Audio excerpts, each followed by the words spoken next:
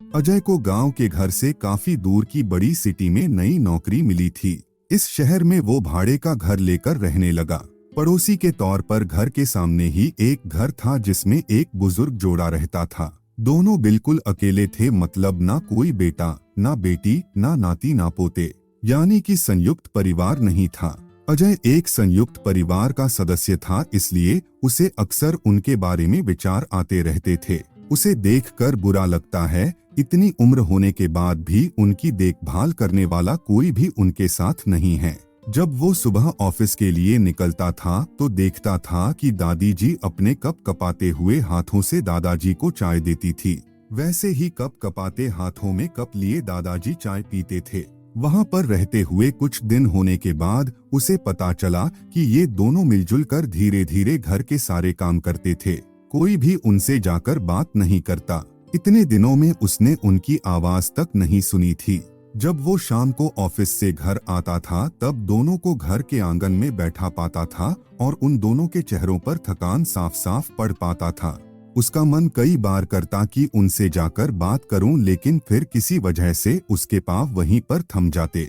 वो जब जब उन्हें देखता था उसे उसके दादा दादी की बहुत याद आती और वो घर पर फोन लगाकर उनसे बात कर लिया करता। एक संडे जब उसके ऑफिस में छुट्टी थी तो उसने देखा दादी जी काम कर रही थी, लेकिन उन्हें रोज की अपेक्षा आज काम करने में कुछ ज्यादा ही तकलीफ हो रही थी। उसने उनके पास जाकर पूछा कि दादी जी, आपकी तबीयत तो ठीक है ना? क्या मैं आपकी कोई मदद कर सकता हूँ? उन्होंने प्रतिक्रिया नहीं दी। उसने दोबारा उनसे पूछा, बताइए दादी जी, मैं क्या करूँ आपके लिए? उन्होंने फिर भी कोई उत्तर नहीं दिया। उसे काफी आश्चर्य हुआ। कुछ मिनटों बाद दादाजी वहां आए और वे भी कुछ नहीं बोले।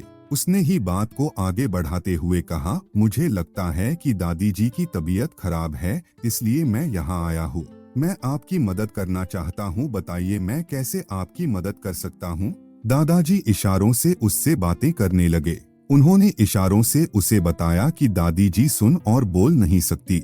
उन्होंने ये भी बताया कि वे खुद भी बोल नहीं सकते, वे सुन सकते हैं, मेरी बात समझ सकते हैं।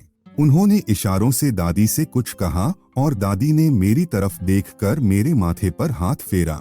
वो उन दोनों की तरफ देखते ही रहा और ना जाने कब उसकी आंखों से आंसू बहने लगे।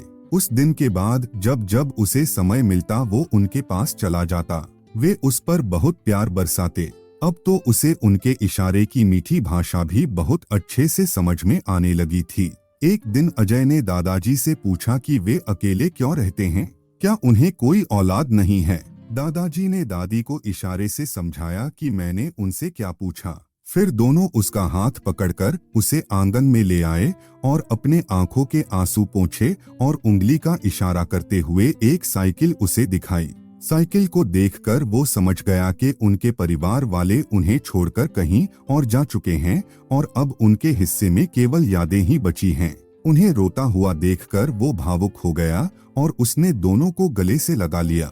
उन्होंने उसके ऊपर अपने सीने में सालों से बंद प्यार के बादलों से प्यार की इतनी बारिश कर दी कि वो पूरी तरह उसमें भीग गया। दोस्तों, इस कहानी से कई लोग कनेक्ट कर पाएंगे क्योंकि ये सिर्फ कहानी नहीं है, ये कई सारे बेचारे बुजुर्ग लोगों की सच्ची दास्तानें हैं। दोस्तों, अगर आपको ये वीडियो पसंद आया है तो लाइक करें और चैनल को सब्सक्राइब करना ना भूलें।